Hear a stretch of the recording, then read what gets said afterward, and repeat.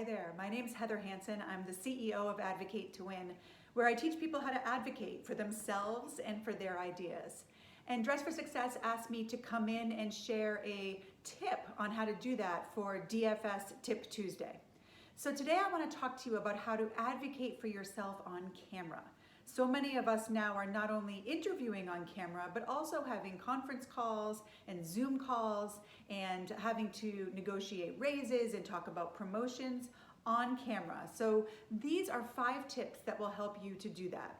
And they spell out focus so that you can remember that when the camera is focused on you, you want to focus on these 5 tips. Now the first 3 are the preparation, and people don't always love preparation. They want to get straight to presentation. But the first 3 tips are very important as well. The first is F, figure out your jury. For 20 years, I have been advocating in the courtroom, standing before juries, but you have your jury as well. Anyone that you want to influence or persuade, the people on the other end of that camera, they are your jury. And the more that you know about those people, the better you can make your argument or your question specifically speak to them. When you can see things through your jury's perspective, that's when you can change it. So find out about the people who are going to be on the call. Who are they? What's important to them? What are they afraid of? What do they need? Find out as much as you can and then use that information as part of your conversation when you're on your call. So that's the F. The O is organize your evidence. You do have evidence. Evidence is something that supports your conversation, your ask, what it is that you're on the call for.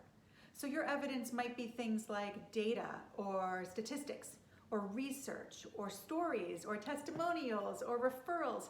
I could talk all day about the evidence that you might have, but you want to look at that evidence before the call. Know the evidence. Figure out how that evidence can help you to build your credibility. And also look at the evidence that might hurt you so that you're prepared for that. That will allow you to be far more credible and prepared for the call itself.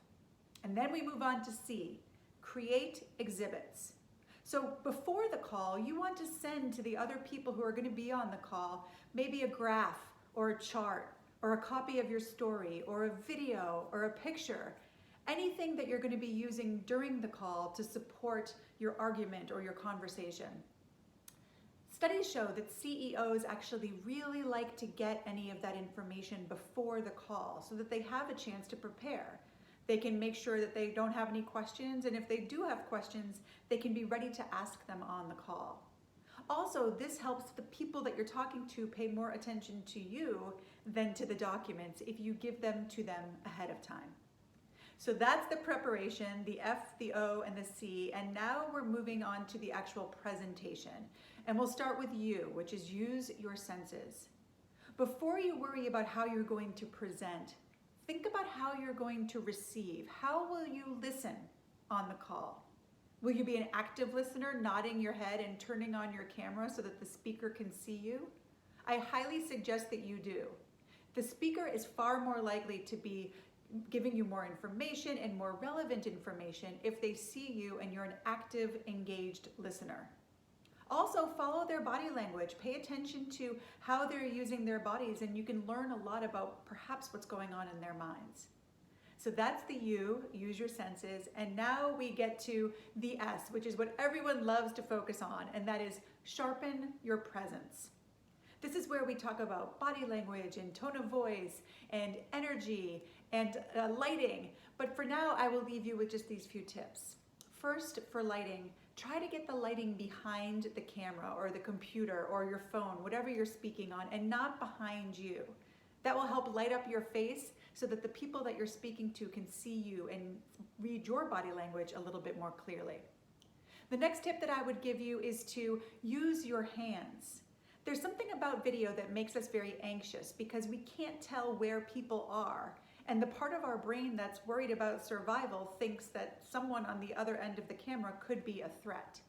If they see your hands, they see that you're not holding a weapon, and that makes people a little less threatened by you and a little more open to whatever it is that you're asking for. And then take a deep breath, stand or sit up tall, and be confident in your presentation. With this focus process, you have the tools to advocate for yourself and your big ideas on camera. I hope that you do so, and I hope you remember that no one can advocate for you as well as you can. You have everything you need. So go ahead and do it. Take good care.